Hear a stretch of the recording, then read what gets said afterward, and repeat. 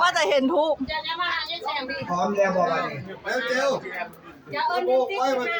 โบกมันได้ยิน ได้ยินอยู่อย่างอยู่พร้อมแล้ววันนี้ก็เด้อคุณแม่สุริวรรณวงศ์ปทุม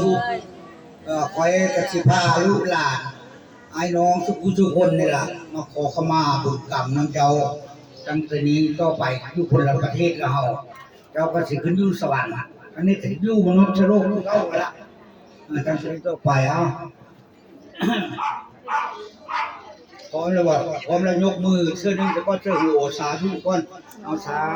ธุ นะโมตัสสะภะคะวะโตอะระหะโตสัมมาสัมพุทธัสสะนะโมตัสสะภะคะวะโตอะระหะโตสัมมาสัมพุทธัสสะนะโมตัสสะภะคะวะโตอะระหะโตสัมมาสัมพุทธัสสะมาตะเล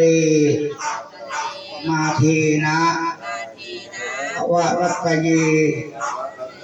รัคตังสัพพังอัปปลาทังมาตุโนพันเตกาสามาตะเลปมาเทนะวะรัตเยรัคตังสัพพังอัปปลาทังธรรมะทุโนพันเตสาธุกรรมใดที่พวกข้าพเจ้าทั้งหลายได้ล่วงเกินประมาทพลาดพลั้ง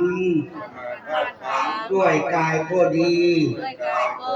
ด้วยวาจาก็ดี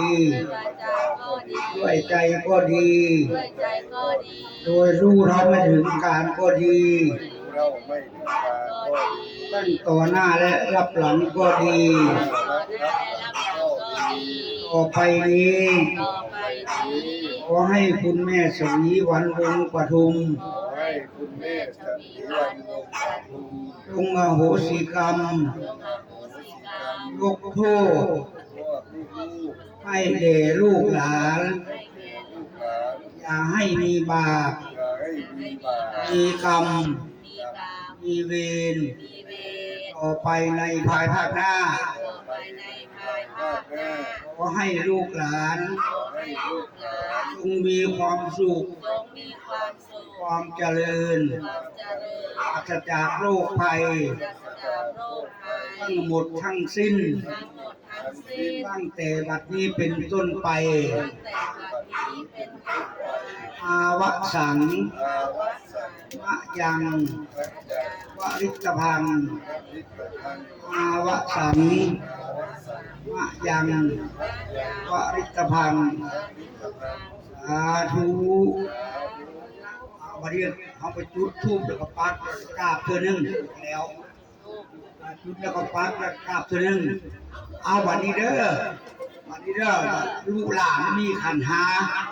มาโอ้เขามาฮึกวันนี้ฮึกให้นาสาธุไม่ชอบนำบอกคะไม่ชอบนำดีกว่าตอนนี้เพื่อนขอสร้างขอให้นำลูกนำหลานนี่เด้อเจ้าจะมุ่งใหญ่ๆเด้อวันนี้เด้อเจ้าก็ไปทั่วโลกเราแล้วล่ะไปสู่สวรรค์นิพพานเพิ่น